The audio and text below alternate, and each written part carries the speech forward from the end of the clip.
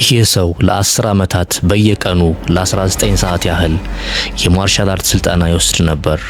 ሰዎች የሚፈሩትን ከፍተኛ ዝላዮችና አደገኛ የመውደቅ ትዕይንቶችን ለመስራት ሁልጊዜ ወደፊት የሚመጣው እሱ ነበር። ይህ ሰው ከዓለም ታዋቂ የማርሻል አርት ኮከብ ጋር በአንድ መድረክ ሰርቷል። ከ150 በላይ ፊልሞች ላይ ተሳትፏል። ምናልባትም ብዙዎቻችን የማናውቀው ከ20 በላይ የሙዚቃ አልበሞችና ከ100 በላይ ዘፈኖች አሉት። ከ7 በላይ ቋንቋዎች መናገር ይችላል። በፊልሞቹ ውስጥ አደገኛ ስታንቶችን በመስራት ይታወቃል። በዚህ ምክንያት ብዙ ጊዜ ተጎድቷል። አጥንቶቹ ተሰብረዋል፣ ትከሻውና ጉልበቶቹ ተጎድተዋል። እንዲሁም በአንድ አደገኛ ስታንት ወቅት የራስ ቅሉ ተሰብሮ ሕይወቱ ለአደጋ ተጋልጧል። ከ50 ዓመታት በላይ በፊልም ዓለም ከሰራ በኋላ በ2016 የክብር ኦስካር ሽልማትን ተቀበለ። ይህን ክብር የተቀበለ የመጀመሪያው ቻይናዊ ተዋናይ ሆኖ እናገኘዋለን። ግን ብዙ ሰዎች ይህ ታላቅ ሰው ከምን ተነስቶ እዚህ እንደደረሰ አያውቁም። ታዲያ ብዙዎች የሚፈሩትን አስደናቂ ትዕይንት እንዴት ሊሰራ ቻለ? ከድህነት ተነስቶ እንዴት ከዓለም ታላላቆች ኮከቦች መሃል አንዱ ሆነ? በዚህ ቪዲዮ ብዙ ሰዎች የማያውቁትን የዚህን ሰው ትዕይንት፣ ሕይወትና የፊልም አጋጣሚውን እናያለን። ከከባድ ድህነት፣ ከ10 ዓመታት የማይታመን ስልጠና፣ ከስታንት አደጋዎች፣ ከውድቀቶች እስከ ዓለም አቀፍ ዝና የደረሰበትን ጉዞ እናያለን። በዚህ ታሪክ ውስጥ ምናልባትም ከዚህ በፊት ሰምተው የማያውቋቸውን እውነታዎችን ታውቃላችሁ። ይህ የተወዳጁ የማርሻል አርት ተዋናይ የጃኪ ቻን ታሪክ ነው። ጃኪ ቻን በትውልድ ስሙ ቻን ኮንግ ሳንግ ሚያዝያ 7 በ1954 በሆንግ ኮንግ ተወለደ። የቤተሰቡ ሕይወት ቀላል አልነበረም። ወላጆቹ ከቻይና የእርስ በርስ ጦርነት ሸሽተው ወደ ሆንግ ኮንግ የመጡ ስደተኞች ነበሩ። ቤተሰቡ በጣም ድሃ ስለነበር የሕክምና ወጪ ለመሸፈን እንኳን ይቸገሩ ነበር። እንዲሁም ወላጆቹ ለሕክምና ወጪ ገንዘብ ለማግኘት ልጃቸውን ለሌላ ሰው ለመስጠት እስከሚደርሱ ድረስ ከባድ ችግር ውስጥ ነበሩ። ይህ ግን የጃኪ ቻን መጨረሻ አልነበረም። ይህ የአንድ የማይረሳ ታሪክ መጀመሪያ ነበር። ጃኪ 7 ዓመት ሲሆነው አባቱ ሥራ ለማግኘት ወደ አውስትራሊያ ሄደ። ነገር ግን ጃኪ ከአባቱ ጋር አልሄደም።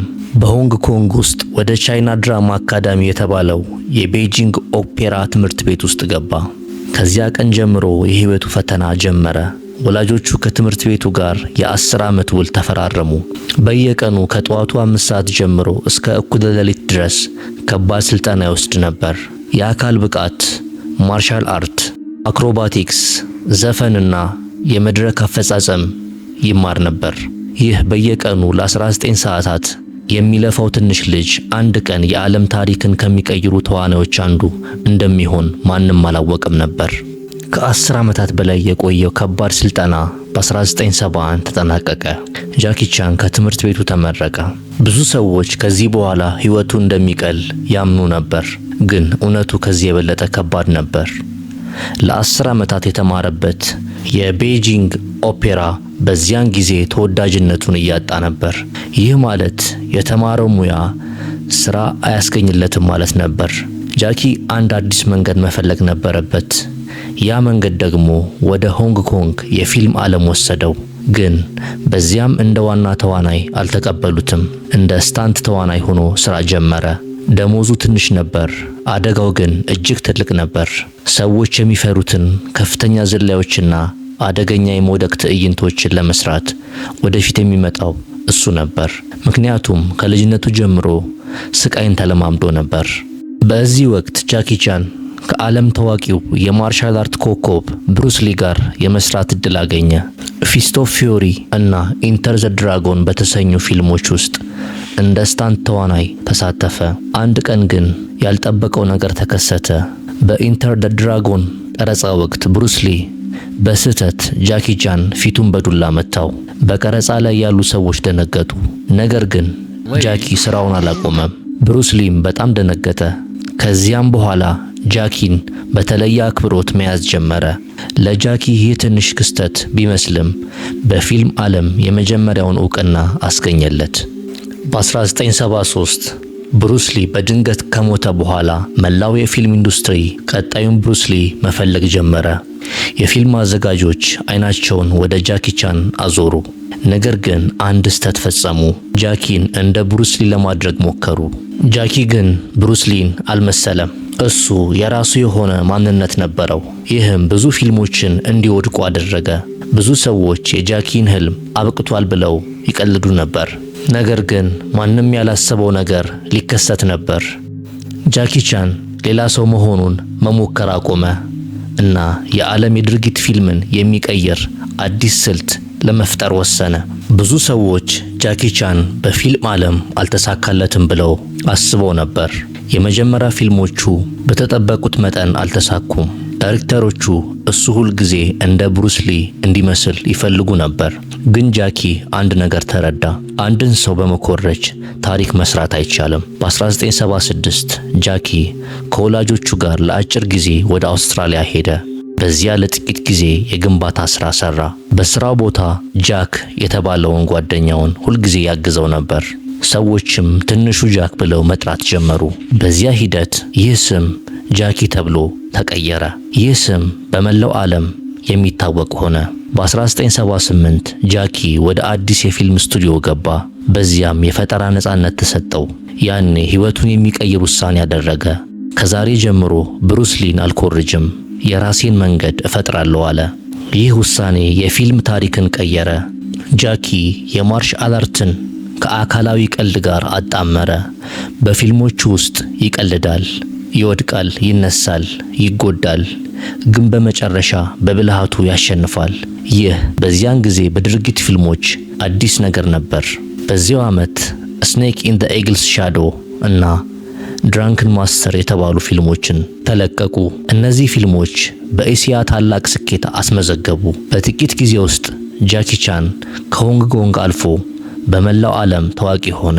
ነገር ግን ጃኪ የሚፈልገው ይህን ብቻ አልነበረም። ሌላ ትልቅ ህልም ነበረው፣ ሆሊውድን ማሸነፍ። በ1980ዎቹ ላይ ወደ አሜሪካ ሄደ። ሆሊውድ በታላቅ ተስፋ ተቀበለው። ነገር ግን በፍጥነት ችግሮች መፈጠር ጀመሩ። ዳይሬክተሮቹ የእርሱን ቀልድና ልዩ የውጊያ ስልት አልተረዱትም። እንዲሁም ጃኪ በዚያን ጊዜ እንግሊዘኛ አቀላጥፎ መናገር አይችልም ነበር። በተወሰኑ ፊልሞች ላይ ቢሳተፍም የተጠበቀውን ያክል ስኬት ማግኘት አልቻለም። እንደገና ብዙ ሰዎች ጃኪ አልተሳካለትም አሉ። ግን እሱ ተስፋ አልቆረጠም። ወደ ሆንግ ኮንግ ተመለሰ። ከዚያም ለሁለተኛ ጊዜ ዓለምን ለማስደነቅ ተዘጋጀ። ብዙ ሰዎች ከሆሊውድ ውድቀቶቹ በኋላ የጃኪ ቻንን ጉዞ አብቅቷል ብለው ያስቡ ነበር። ግን እሱ የማያውቁት አንድ ነገር አሳያቸው።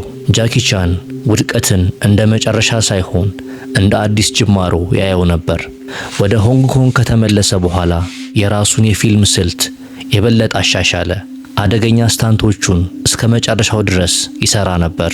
ከከፍተኛ ህንፃዎች መዝለል፣ ከሚንቀሳቀሱ ባቡሮች ላይ መዋጋት፣ ከፍተኛ አደጋ ያላቸውን ትዕይንቶችን ያለማንም ደጋፊ በራሱ ይሰራ ነበር። በዚህ ምክንያት ብዙ ጊዜ ተጎድቷል። አጥንቶቹ ተሰብረዋል። ትከሻውና ጉልበቱ ተጎድቷል። እንዲሁም በአንድ አደገኛ ስታንት ወቅት የራስ ቅሉ በመሰበሩ ህይወቱ ለአደጋ ተጋልጦ ነበር። ነገር ግን ፊልምን አልተውም ነበር። በ1995 ረምብል ኢን ዘ ብሮንክስ በአሜሪካ ትልቅ ስኬት አስመዘገበ። ይህ የጃኪ ቻንን ስም ለመላው ዓለም አስተዋወቀ። በ1998 ራሽ አወር ከክሪስ ታከር ጋር በመተወን የሆሊውድ ከፍተኛ ኮከብ ሆነ። ከዚያም ሻንጋይ ኑን፣ ዘ ቶክሲዶ፣ ዘ ካራቴ ኪድ እና ሌሎች በርካታ ፊልሞችን ሰራ። ዓለም አሁን ጃኪ ቻንን እንደ ልዩ የድርጊት ፊልም ኮከብ ያውቀው ጀመር። ከ50 ዓመታት በላይ በፊልም ዓለም ከሰራ በኋላ በ2016 የክብር ኦስካር ሽልማትን አገኘ። ይህን ሽልማት የተቀበለ የመጀመሪያ ቻይናዊ ተዋናይ ያደርገዋል። ለብዙ ዓመታት ህይወቱን በአደጋ ውስጥ በማስገባት የሰራው ሥራ በመጨረሻ በዓለም ከፍተኛ ክብር አስገኘለት። ዛሬ ዕድሜው 70 ዓመት ቢያልፍም አሁንም በፊልም ውስጥ ይሳተፋል። በተጨማሪ ብዙ ሰዎች የማያውቁትን የሙዚቃ ሥራውን ቀጥሎበታል። ከ20 በላይ የሙዚቃ አልበሞችና ከ100 በላይ የሚቆጠሩ ሙዚቃዎችን ሰርቷል። በፊልሞቹ መጨረሻ ላይም ዘፈኖቹን በራሱ ይሰራ ነበር። ሌላን ሰው በመኮረጅ ታላቅ ሰው መሆን አይቻልም። ጃኪ ብሩስሊ ለመምሰል ሲሞክር ተሸንፎ ነበር። ራሱን ለመሆን ሲሞክር ግን ዓለምን አሸነፈ። ከድሃ ቤተሰብ የተነሳ በሕፃንነቱ ከባድ ስልጠና ያሳለፈ፣ ብዙ ጊዜ ተጎዳ፣ ብዙ ጊዜ የወደቀ ሰው ዛሬ ግን በዓለም ታሪክ ውስጥ ከታላላቅ የድርጊት ፊልም ኮከቦች መካከል አንዱ ሆኖ ስሙ ይነሳል።